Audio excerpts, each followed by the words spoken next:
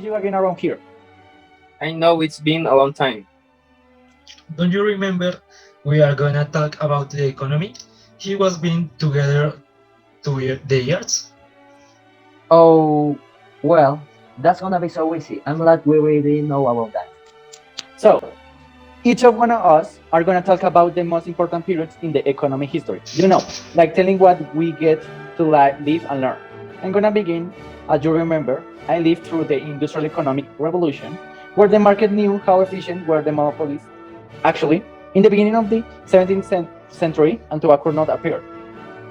Oh, Cournot, was a really genius, and the actor is very funny too. Exactly. The same Cournot, he created the model based on the duopoly. You know how the duopoly is? I think I know. It's two companies that sell the same goods independently on the market. Yeah, the best example is the next one.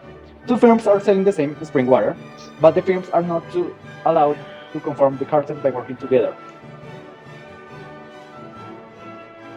So, competing in the same market with identical goods. After Cournot, Karl Marx enters in the movie.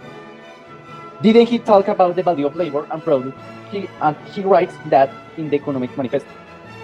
Actually, he said that the value of products is by the labor involved in produce them and the inequalities in market are subject with the working class.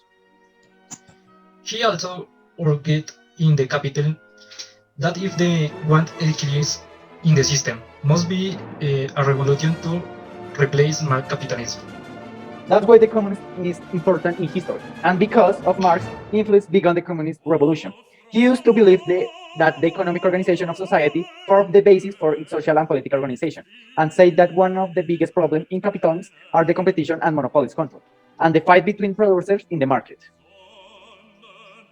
That I remember that in the 1929, another Joseph Stalin underground the compulsory collectivization under in these same years happened the Wall Street crash, a dramatic call in the US that marked the beginning of the Great Depression. In 1931, argued that state interference in economies is wrong and will ultimately lead to the break. In 1939, the World War II began in Europe. Finally, in 1945, the World War II ends and starts the post-political economics for the restructuration of the country after the war. In 1949, the Republic of China is founded by the communists in the 50s. Milton Friedman advocated and the monetarist policy, where the governments limited the money supply. After that, in 1958, Bill Phillips described the Phillips curve, showing the relationship between the inflation and unemployment. That means the Phillips curve is the principle of economic theory that establishes an inverse relationship between inflation and unemployment in a country.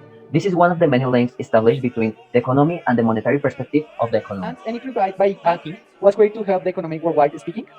I'm just gonna talk about that. After World War II, the International Monetary Fund was created, and the responsibility of supplying energy funding, and the World Bank Group was set up to supply the funding for development projects. So that's how the history teaches us about the managing of crisis and creation of models that will help the countries and the society in general. That was a good thought. I learned a lot. Well, it was a good chat. Let's hang out later. We can talk about the history of philosophy. Well, In a summary, I spent a short time. It started in the year 1914. During a recession, used car manufacturer Henry Ford announced that he is doing the payoffs with workers to $5 a day. For the year 1920s, British economist Alfred Marshall suggests the idea of efficient wage. For the year 1938, the Fair Labor Standards Act introduced as minimum wage in the US. For the year 1945, the Second World War ends and starts the post-political economics for the restructuration of the countries of the world. In 1949, the Republic of China is formed by the communists and the 1915 Milton Friedman advocated a monetary policy where the government limits the money supply. In 1984, Carl Shapiro and Joseph Stiglitz suggest that efficient wage discourages circuit. Finally, in the year 1986, News economic years are Kellogg and Janet Yellen suggest social reasons for paying a decent wage, such as boosting morale. Chaos. D-Day was no exception until now. With unprecedented CG recreations and eye-in-the-sky photos, witness the Battle of Normandy like never before. The lost evidence of D-Day. Tonight at 8 on the History Channel.